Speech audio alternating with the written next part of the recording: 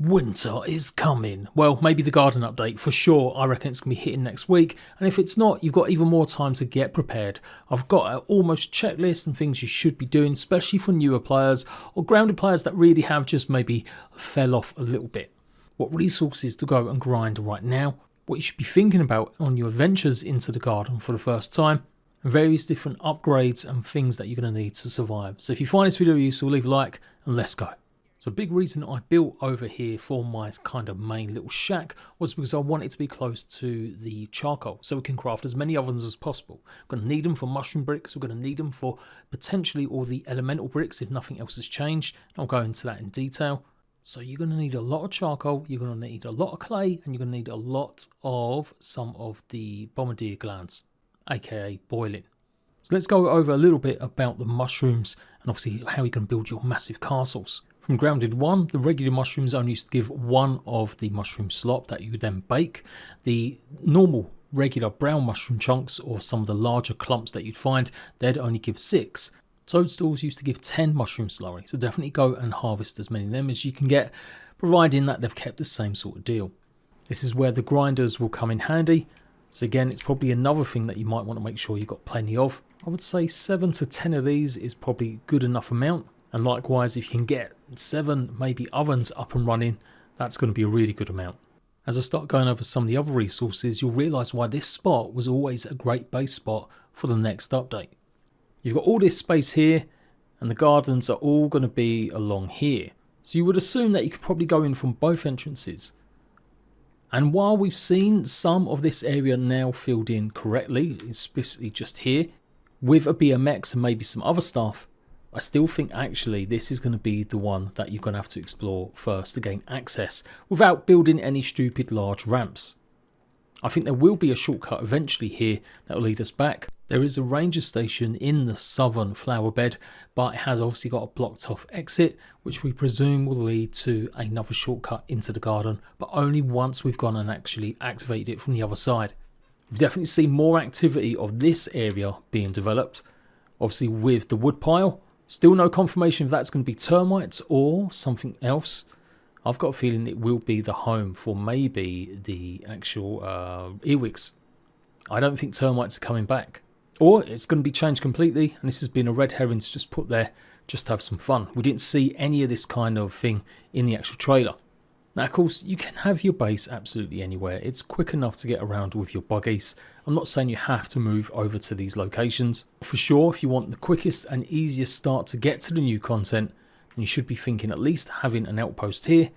And ideally, you probably want it right up against the garden wall. Again, we know from the Out of Bounds videos that I've done, this wall is going to play an important part, especially some of the anthills underneath that see us maybe going into a war with the red ants versus the black ants. I'm going to show something later where there's brand new vines against the wall, so we may have to actually climb that first, then activate the way in through the tunnel to get a shortcut to get into the gardens proper.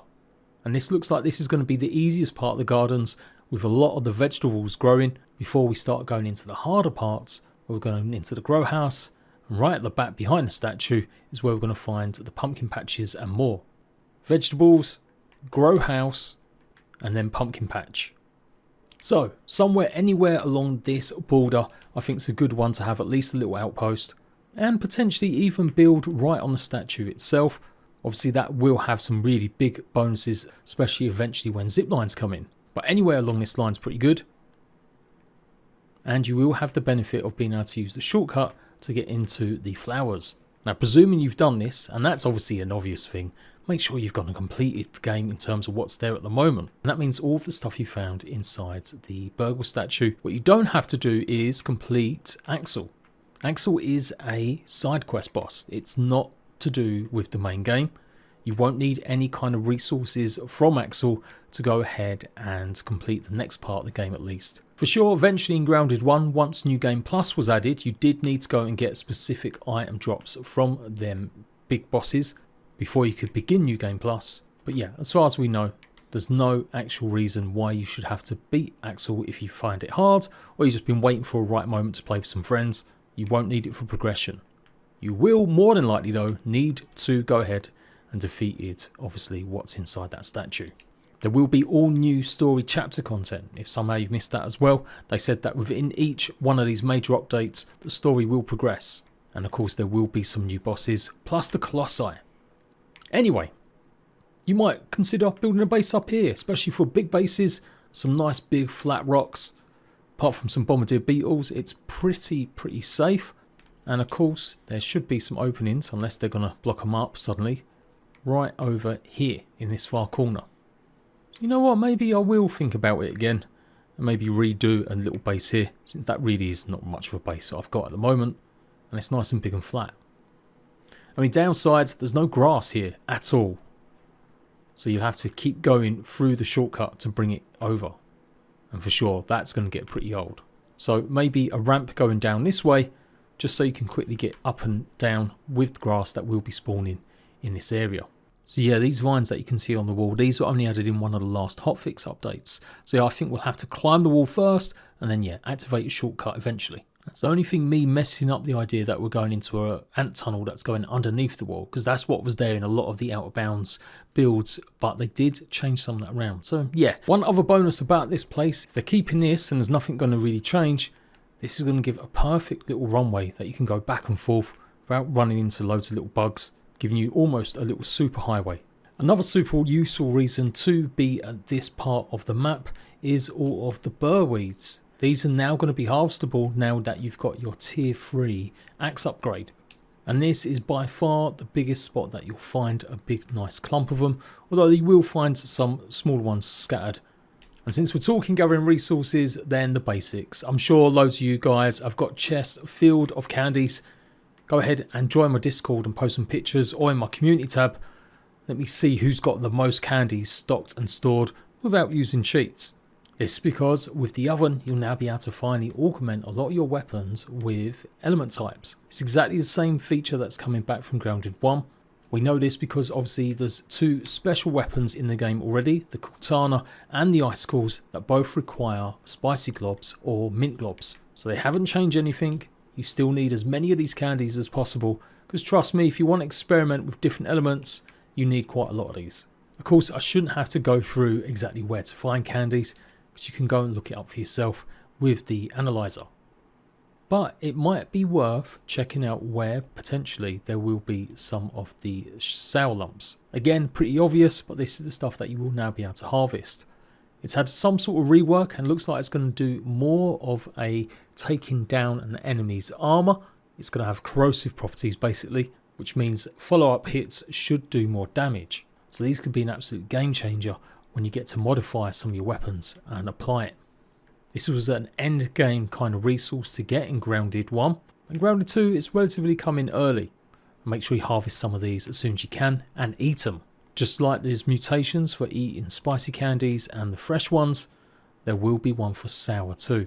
It's reported at the moment that it's going to give some resistance against the corrosion effects that we'll encounter in the garden from either bugs or some of the green little splotches everywhere. So yeah, a pretty obvious one that. But you never know, like I said, people might have literally just bounced, realised they couldn't harvest some of these resources, didn't really look into it too much about why not. And yes, that means pine cones can now finally be got. This area is actually going to be one of the best to come to straight away. A lot of the pine cone pieces did require spiky burr, obviously for the ceilings. So that might be something to consider as well. For all of the charcoal you'll need, for all of the fur, for all of the burrs so you can build the burr floors, pine cones and some candies. Now some of the concept art showed some of these wormhole containers as potentially being in the greenhouse area in the gardens. And in fact, the wormholes were melted so that all this liquid was pouring out. Now it looks like that hasn't been added to the actual update, but it's going to be interesting to see if there are any other major changes to the sour sweets. Last thing to note with the Captain Obvious tips, you might want to try making sure you have got rid of any candy corns. These have replaced certain spawns.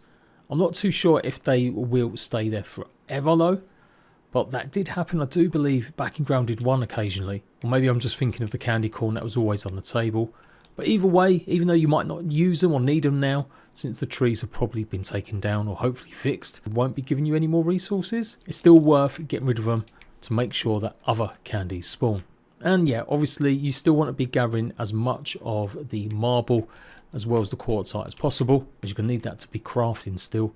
Most of your weapons are upgraded right now, but of course there's going to be all brand new weapons and armor that you're going to need to upgrade. So again, if you haven't got big supplies of that, that's something else to go and search and hunt down. One thing I'd say don't maybe go mad harvesting is the lingonberries or the blueberries. There is going to be obviously new leather in the garden area, which you can be making out of pumpkin pieces. This was confirmed in one of the dev streams. So the majority of the new weapons and armor, I'm sure, is going to be made with this. Like, sure, there might be a few edge cases. So at most, I would say make sure you've got at least maybe 30 pieces of lingonberry leather, and maybe the same for the blueberries if you really want. But otherwise, I wouldn't go too mad gathering lots of it, as for sure, all the new area will rely a lot more on the pumpkin leather.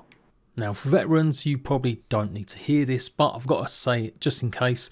In Grounded 1, there were 3 different types of upgrade rocks. Now in Grounded 2, you've already seen the brittle versions and you may have come across the sturdy, but you can't do anything with the sturdy. That's because you're only able to upgrade to level 3 at the moment. In the original Grounded, you could upgrade 1 to 5 with the brittle stuff, so plating for your armour and the whetstone for your weapons, and each time you'd increase the amount of damage and durability by 5%. Now them values have changed slightly in Grounded 2. As you can see here, levelling up level 3 actually increases it already to 30%, and it's 10% each jump.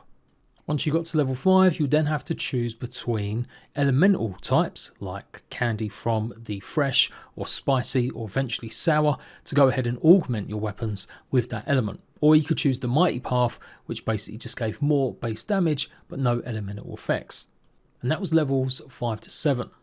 And then 8 to 9 was a special supreme version, not just the sturdy from the previous level, and this would be required with a bunch of other stuff as well. Again, like the elemental globs, you then make them into special dual versions that used the scarab, the green scarab bug. Now we don't know if that's all coming back. What we do know is though, we have seen the supreme rocks in the game, and we know obviously we've got the sturdy ones because you've managed to gather them probably by now, but you haven't been able to use them to upgrade. So they may have cut out a couple levels. We might be using the sturdy ones to get ourselves from 3 to 5 now, and then maybe the supreme ones from 5 to 7, and then maybe another one since we are going to be going up to tier 4 at least with our tools. So it's presumably going to be the same thing with weapons and gear, which we kind of do also know from the data files. What do you need to know? Just make sure you get plenty of lava spikes, plenty of grubs, and make sure you've got plenty of sap. That's what you need for the first ones. You'll need all them to go ahead and upgrade any new armor or weapons you get anyway. And if you've been ignoring any of the sturdy rocks that you've seen, even though you can't use them now, do make sure you go and harvest as many of them as you can as well. It will be easier to get all of that stuff in the biome that you're already pretty much OP if you completed most of the game so far, than trying to get it in a new area. And also some of the recipes to craft some of these more advanced rocks or goblets, they'll actually need to be got from a data disk, or in our case turbo disks, because that's how it was in Grounded. You couldn't just augment a mint glob onto your weapon, you had to go and find it first from special places like the picnic table or the sandbox. So that's yet another thing you should be doing, making sure you've got plenty and plenty of sap farms. Like seriously, make sure you've got about 30 of these going. It's like the one constant you always need lots of to go ahead and upgrade your weapons and armor through the different levels. Something I don't think anyone's really considered, not even me, even though I just spoke about the different toxic areas in another video of info that we missed, is the fact that these toxic areas, they might be washed away by the water cannon from your ladybug. Big shout out to Deacon Abstract for coming up with that. It's something I hadn't seen anyone else comment on, but it does sound like it could be something. There was so many of these green spots all over the garden. I thought it was really going to be just like a big lake of it or a few big puddles that you'd have to avoid. Instead, it looks like it's absolutely everywhere. We think we're going to have to kill lots of the woody aphids to give us some sort of protection, whether it's new boots or potentially just something for food or smoothie. But it does make sense with the water cannon for the ladybug that you could clear a path through it just by washing it away, giving the ladybug cannon even more use. So, is that relevant to you right now? No. But what should be is what the debuff from that toxic stuff does. It eats away at your armor durability. So you want to make sure when you're going on adventures, load up your mount with stuff that can repair all of your gear. Now this will get a bit easier once we've got access to some of the other upgrade rocks. Now we're predicting that we'll get the glue masher back. That's where you can make glue to go ahead and repair any gear that was upgraded past level 5 in Grounded 1. So it might not be such a problem, you'll be able to use all your bug parts, but we haven't seen any kind of showcase of that shown off just yet. So yeah, do make sure when you go for your adventures into the garden for the first time, you've got plenty of items to go and repair some of your weapons and your armor, as you really don't want to be caught out. Again, unless anything changes, I'm expecting the wasp still to do some sort of poison or venom damage, obviously. So probably safe to assume the Scorpido is going to help, but I wouldn't be surprised if the wasp stuff is actually a much stronger type of venom. So if you've got lots of these parts just lying around, you might as well go ahead and just make as many of the Scorpidotes anyway. If not though, I would hold off harvesting too many of these just in case they have actually changed stuff, as we've not got confirmed yet that the wasps are going to do that same damage. Now throughout all this, you should be getting plenty of practice fighting some of the bugs again. It might be definitely worth trying to see if you can get your mutations maxed out. Obviously for the weapons that you're going with, so dual daggers, try and get assassin maxed out. Likewise, if you're set on being a ranger, then sharpshooter's obviously something you really want to get. Again, pretty Captain Obvious, but it's worth keeping track of how many more kills you need. Obviously this could then help you when you get into the gardens. And that, I think, is pretty much the prep that you need to do or think about before venturing into the gardens update when it arrives. Obviously you're going to have to get your gear leveled up to level 3. The mystery items, I'm sure resources will be in the gardens themselves. And once you got that, you can then go mad and get in the burr, get in the pine, get in the sour candies, and that will start us off on the process of going ahead and cooking things like our new upgrade goblets to go ahead and put elemental damage on lots of different weapons, giving them a nice little edge. Mushroom bricks, more decor with the pine cones, building giant castles. This update is gonna be fire, and so much to go and explore and take on all new bugs with all new attacks. I will be here every step of the way, so make sure you're subscribed. If you like this video, please leave a like, and I'll see you rat bags later.